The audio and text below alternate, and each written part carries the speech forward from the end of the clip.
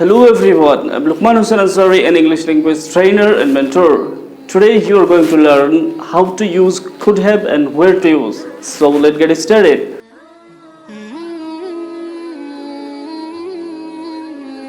Could have or দুইটা ব্যবহার আছে আৰু দুইটা স্ট্ৰাকচাৰও মই ইয়াতে মেনশন কৰিছো।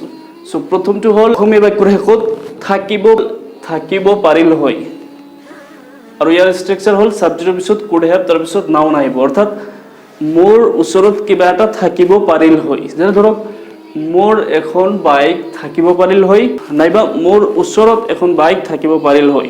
সো এনে ধৰণৰ সিম্বল হ'ব পাৰিল হয় যদি থাকে তেতিয়া আমি গম পাম যে ইয়াত could have ব্যৱহাৰ কৰিব লাগিব। সো এই বাক্যটো যেহেতু আমি সাইন্টিফিক মেথড 1 অনুযায়ী এনালাইজ কৰিম, যদি এতিয়ালৈকে আপুনি সাইন্টিফিক মেথড 1 চোৱা নাই তেতিয়াহ'লে ওপৰৰ আই বাটনত ক্লিক কৰি নাইবা ডেসক্ৰিপচনত থকা লিংকত ক্লিক কৰি এতিয়াই চাই লওক। সো সাইন্টিফিক মেথড 1 হ'ল যে সৰ্বাধিক 5টা শব্দৰে গঠিত এটা বাক্য হ'লে সেই বাক্যটোক নাম্বাৰিং কৰিব লাগিব। আৰু নাম্বাৰিং কৰাৰ নিয়ম হ'ল যে প্ৰথমত থকা শব্দটোক 1 নম্বৰেৰে চিহ্নিত কৰিব লাগিব, তাৰ পিছত শেষত থকা শব্দটোক 2 নম্বৰেৰে চিহ্নিত কৰিব লাগিব আৰু তাৰ পূৰ্বে থকা শব্দটোক 3 নম্বৰেৰে চিহ্নিত কৰিব লাগিব। এনেকৈ চিহ্নিত কৰাৰ পিছত তলত যে সিৰিয়াল নাম্বাৰ পালো সেই নম্বৰৰ অনুপাতে প্ৰতিটো শব্দৰ ইংৰাজী বনাই গলে এটা স্ট্যান্ডাৰ্ড লেভেলৰ সেন্টেন্স হৈ যাব। গতিকে 1 নম্বৰত আছে মোৰ কাৰণে কি জানো আমি আই, আৰু থাকিব পাৰিল হয় তাৰ কাৰণে আজি কি শিকিলো could have। সো গতিকে ইয়াতে আমি could have লিখিলো। এখনৰ কাৰণে এই আৰু বাইকৰ কাৰণে বাইক। সো মোৰ এখন বাইক থাকিব পাৰিল হয়, আই could have a bike। So এই বাক্যটোক যদি আমি yes no কোশ্চেন কৰিব খোজো তেতিয়াহ'লে could শব্দটোক সাবজেক্টৰ আগত আনি দিলে হৈ গ'ল could I have a bike। Question কৰাৰ ক্ষেত্ৰত ws ওয়াৰ্ডটো লিখি ওপৰৰ বাক্যটো হুবহু আনি দিলে হ'ল। গতিকে এতে ws ওয়াৰ্ড হ'ল কেতিয়া, কেতিয়াৰ ইংৰাজী কি when লিখি ওপৰৰ বাক্যটো হুবহু। আৰু নেগেটিভ বনাবলৈ হ'লে could ৰ পিছত এটা not লগাব লাগিব। গতিকে কি হ'ব I could not have a bike।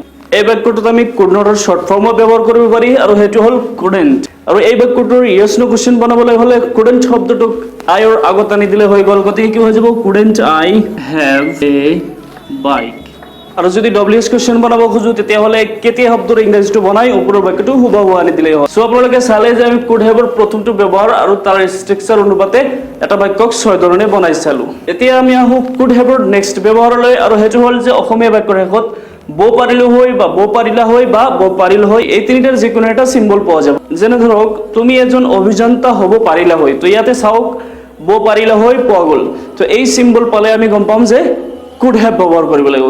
কিন্তু এই সিচুৱেশনটো এটা হাইপোথেটিক্যাল সিচুৱেশন, অৰ্থাৎ অতীতত পাৰ হৈ যোৱা বিষয়ৰ ওপৰত কেৱল কল্পনা কৰা, কামটো সম্ভৱ হোৱা নাই এনে বিষয়ৰ ওপৰত কল্পনা কৰা। যেনে তুমি এজন অভিযন্তা হ'ব পাৰিলা হয় কিন্তু হোৱা নাই, এনে ক্ষেত্ৰত এই could have ৰ ব্যৱহাৰ হয়। গতিকে এই বাক্যটোৰ ট্ৰান্সলেশন কৰিবলৈ হ'লে could have ৰ দ্বিতীয় ব্যৱহাৰৰ স্ট্ৰাকচাৰটো চাই ল'ব লাগিব, আৰু হেতু হ'ল যে সাবজেক্টৰ পিছত could have তাৰ পিছত ভাৰ্বৰ থাৰ্ড ফৰ্ম পাব লাগিব। তুমি শব্দৰ ইংৰাজী হ'ল you, আৰু পাৰিলা হয় কাৰণে আমি কি শিকিলো could have, তাৰ পিছত হোৱাৰ কাৰণে আমি জানো become। সো যেহেতু become ভাৰ্বৰ থাৰ্ড ফৰ্ম হ'ব লাগিব, became আৰু become। সো become ভাৰ্বৰ থাৰ্ড ফৰ্ম টু become, গতিকে কি হ'ব লাগিব become।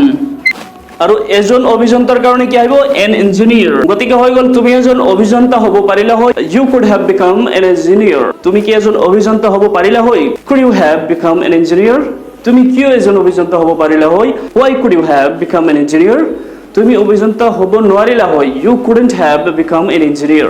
তুমি কি এজন অভিযন্তা হ'ব নোৱাৰিলা হয়, couldn't you have become an engineer। তুমি কিয় এজন অভিযন্তা হ'ব নোৱাৰিলা হয়, why couldn't you have become an engineer। যদি এই ভিডিওটো ভাল লাগিছে লাইক কৰিব, আৰু বেয়া লাগিলে ডিসলাইকৰ বাটনটো আছেই, শেয়াৰ কৰিলে এটা উপকাৰ হ'ব। Thank U.